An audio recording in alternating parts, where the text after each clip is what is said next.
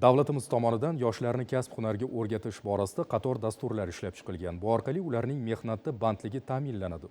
Hozirda yoshlarning qiziqishidan kelib chiqib, sartaroshlik kasbini o'rgatuvchi o'quv markazlari va akademiyalar tashkil etilyapti. Navbatdagi lavhamiz shu haqda. Har bir kasbning o'ziga yarasha mashaqqati bo'ladi.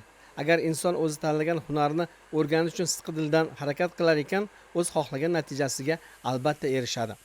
Sirdaryo viloyatining Sayxunobod tumanidagi 3-umumiy o'rta ta'lim maktabida tahsil olgan Yahyo Mirzo Qodirov tarix va huquqshunoslik fanlariga mehr qo'ydi. Yuqori sinflarda fan olimpiadalarida muvaffaqiyatli ishtirok etdi. Ziyoli oilada kamolga yetgan farzandini kelajakda huquqshunos sifatida ko'rishni ota-onasi istashgan edi.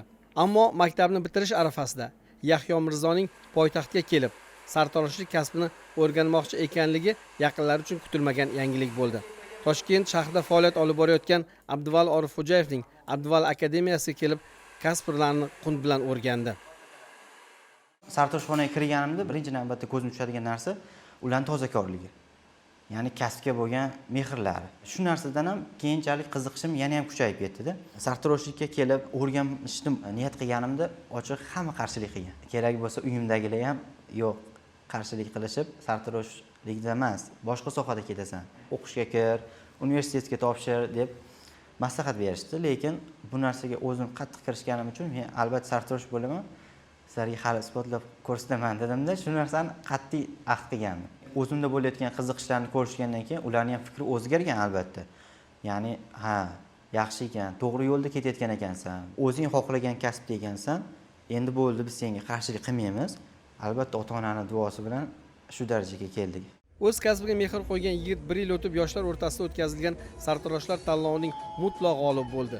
Sal fursat o'tib, kattalar o'rtasidagi tanlovda ham akalarini ortda qoldirib, Grand-pri sohibiga aylandi. Ustozi Abduvali Orifxo'jayev ikkilanmasdan Qozog'istonning Almata shahrida o'tgan Yevroaziya tanloviga uni tayyorladi. Natija juda yaxshi.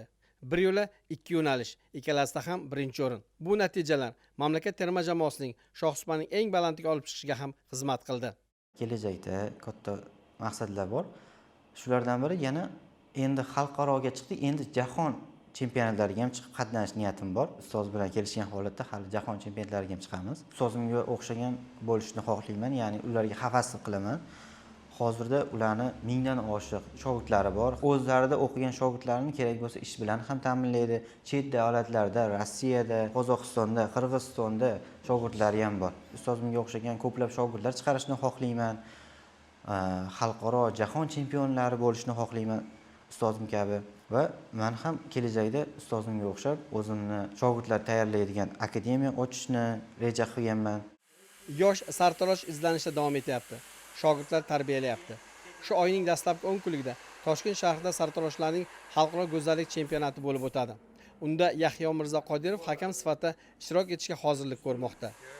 Shuni aytsalar kerak-da, intilganga toli yor deb.